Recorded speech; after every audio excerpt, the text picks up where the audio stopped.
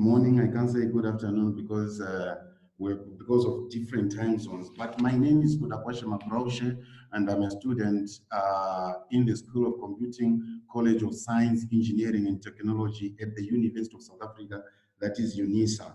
And my co-authors are Prof. Adele Davega as well as Professor Nico Martins. So we are going to be presenting on the validation of an information privacy perception instrument at a Zimbabwean university, and the university happens to be a private one.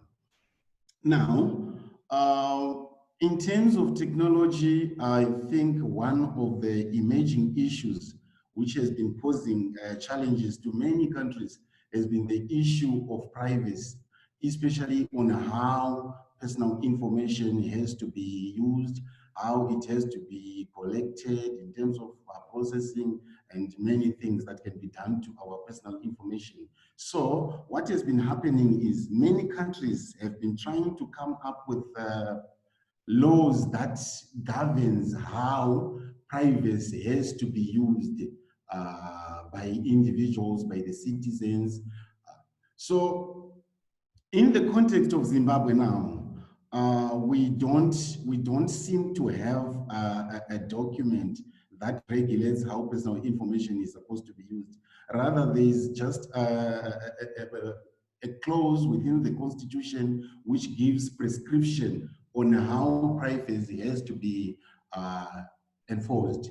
But of late, there's been some efforts, I must say, and because in 2016, the citizens, should I say the government, started drafting a bill to do with how information has to be protected, how it has to be used by citizens. And we are talking of the Zimbabwe Data Protection Act. It's still a bill right now. It's waiting presidential, I think, assent, then it will be made public to everyone. But within the context of this research, we didn't just rely on the Zimbabwe Data Protection Act, because you will discover that in the literature, there was also some form of reliance on the principles of the Fair Information Practice Principles, the FIPS, the OECD, Protection of Privacy and Transborder Flows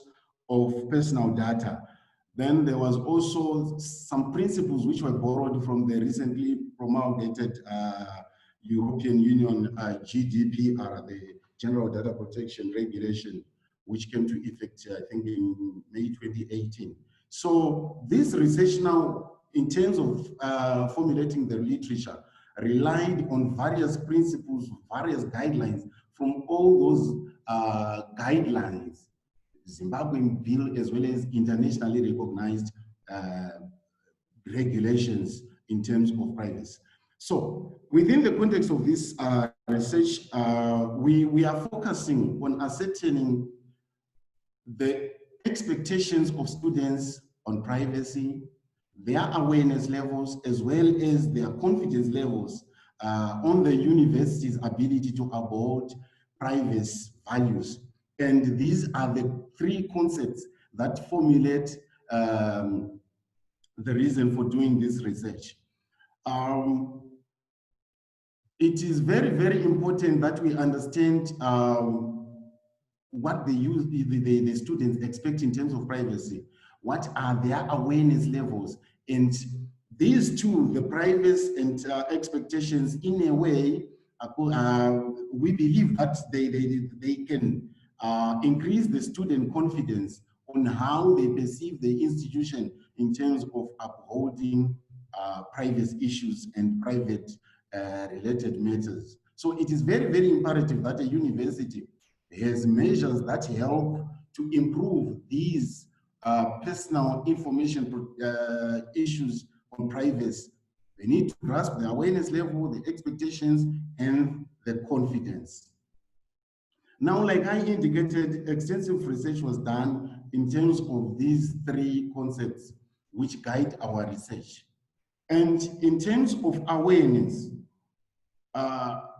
we discovered that students need to be aware of their privacy rights, and it is the duty of the university as the data controller to impart that awareness to the students so that they know their rights, they know what has to be done when they use, when the university collects, process, use their personal information. And normally through the guidelines from FIPS and from even the Zimbabwe Data Protection Act, you discover that the awareness is normally done through the various notices which are sent to students so that at least they go through the notices and they are aware of such privacy issues.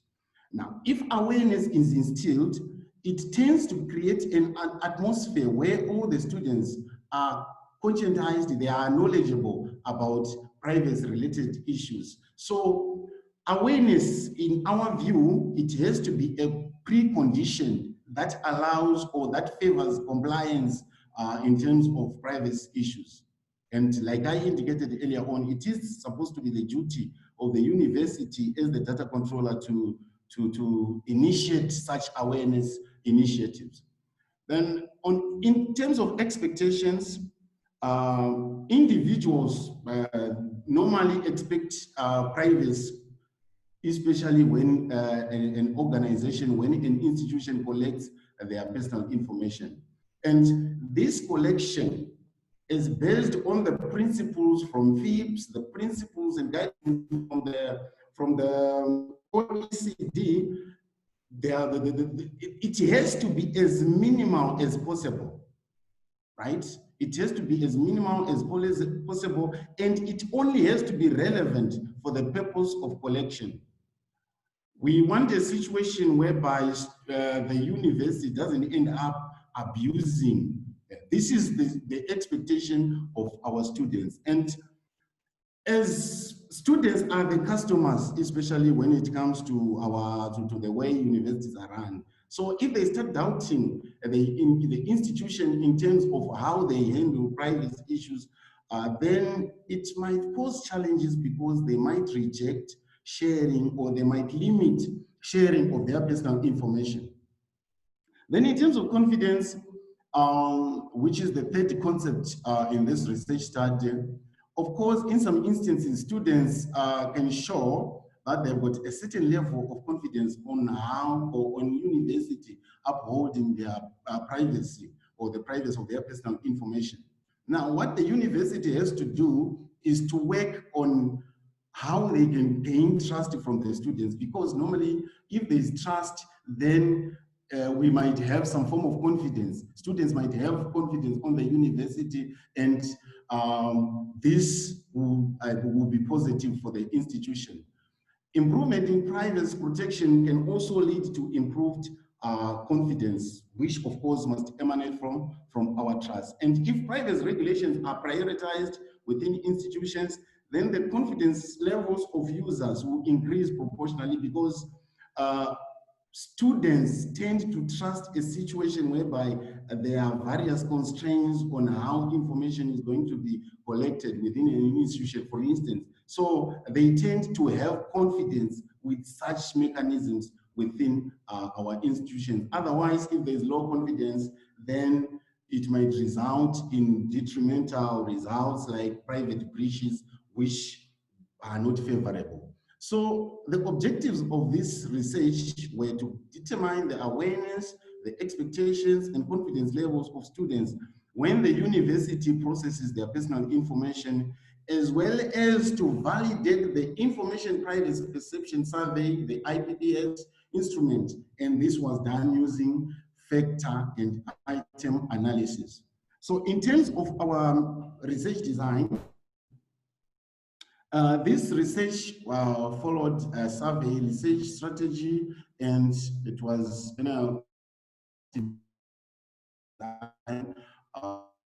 the IPPS instrument had 54 items rather, and all of them were perceived to be of equal value. Now, after these items were developed based on extensive literature that was done, then because it was a new instrument, it was taken to a panel of experts because normally a panel of experts, they are expected to give a comprehensive review in terms of the structure of the questions, their suitability, and if the questions are focused, and they tend to give feedback as well as recommendations. So there were four experts in the field of privacy, in the field of privacy compliance, in the field of information security. Then, after incorporating the feedback from the experts panel, the question was then piloted. 15 students were chosen, and the students responded. The purpose of a pilot study normally is to increase phase and construct validity. And sampling was done. I can say there were two types of non-probability sampling. The first one was for the experts, where we selected the experts using purposive sampling based on their area of expertise. Then as well as the final survey, we used the convincing. So we had 54 statements in our questionnaire. We used the rule of thumb, right? And we managed to come up with a sample size of at least 270 respondents. This research used a five Likert scale. So what we basically did was to say, okay, what is the minimum number of respondents that we might need? And based on research, we discovered that you can easily say 54 by the 5 that we get on the possible responses that we expecting rather. And a hyperlink invitation was sent to the students where they could click on it and respond to the questionnaire. And this questionnaire was administered using the Survey Tracker software. Then in terms of analysis, SPSS version 25 was used, and the main statistical metrics that we were focusing on were the KMO, the Kaiser-Meyer-Olkin, as well as the Bartlett test of sphericity, because we wanted to test the sampling adequacy for conducting vector analysis, and the suitability as well as the significance in terms of conducting or going ahead with vector analysis. So the KMO and the Bartlett test were there to allow or to assist us or to enhance validation of our measurement instrument. And our KMO value was 0.647, which we believed was enough for us or it was adequate, because we expect, or for you to conclude that it is adequate, you need at least 0.6. Then if the BTS is less than 0.05, then it's perceived to be adequate as well and suitable. So it allowed us to continue. Then vector analysis was conducted and on the 54 item instrument. Then we used a certain criteria that is prescribed by her and others. That is to say, after grouping your factors, any factor which is less than 0.4 is discarded. Another criteria is to say, if the load, if you happen to experience cross loadings and the difference is greater than is less than 0.2 rather, sorry, then you also discard it. So this led, using an eight factor model, we ended up remaining with 7 factors. And these factors were named accordingly based on the items that managed or that loaded successfully in each and every factor. You will discover that factor 1 was renamed to university confidence based on the items that loaded successfully in factor 1, which were 8. Then factor 2, private expectations. Factor 3, it was individual awareness, right until we get to factor 8, where we had correctness expectations. But factor 6 was eliminated because it had a Cronbach alpha value which was less than 0.7. Actually, it was 0.225, of which if we are to consider it a factor, it must have a factor, or should I say a Cronbach value, which is at least 0.7. So this disqualified factor number 6. Then the means and standard deviations of the factors were done, and of particular importance was the fact that we used a criteria of saying any mean which is below 4 is perceived to be negative, and any mean which is above 4 is perceived to have positive perceptions. So we had university confidence as well as practice confidence, which fell victim, or should I say, which were perceived to be negative in nature, because they had values, mean values, which were less than 4, and even if you analyze their standard deviations, they are the highest, meaning that they are less reliable, they are more they are widely spaced, rather, if I'm to put it that way. So the reason why we are trying to come up with this criteria is to prescribe to the institution on areas of improvement or areas that they need to focus on. And these are the university confidence and practice confidence. So practice confidence is an area needing improvement, especially in terms of how to handle consent, private education, individual participation, and private policy. Then also universities' private practices in creating an environment that favors the upholding of privacy of personal information has to be improved by the institution. So the university must try to create an environment that will instill confidence amongst the students. Otherwise, the contribution of this research was the identification of the private sectors as well as validation of the questionnaire.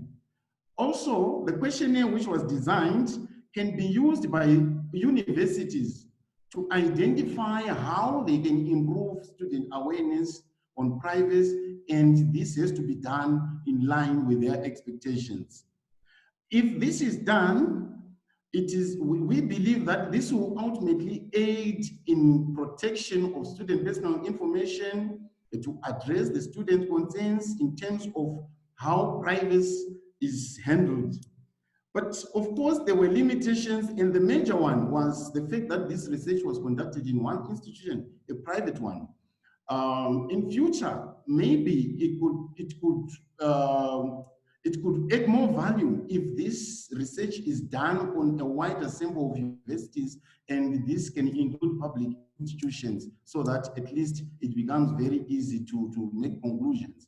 There is also need for the validation of the conceptual framework, and this is a project which is already started, and the is going to be done using the structural equationing modeling. In conclusion, the questionnaire was developed to measure the 3 concepts, and this was validated at a private institution in Zimbabwe. And of course, the validation was done by means of EFA, that is explanatory factor analysis. The results from the validated instruments then led to the formulation of the 7 factors. Of course, like I indicated, one of the factors was discarded based on the criteria that is prescribed. Then the questionnaire can then be used by other universities to measure and improve the privacy awareness and confidence based on the expectations of the students. And in the long run, if the instrument is used by institutions, it can aid in creating a new concept that is privacy culture. Otherwise, I thank you.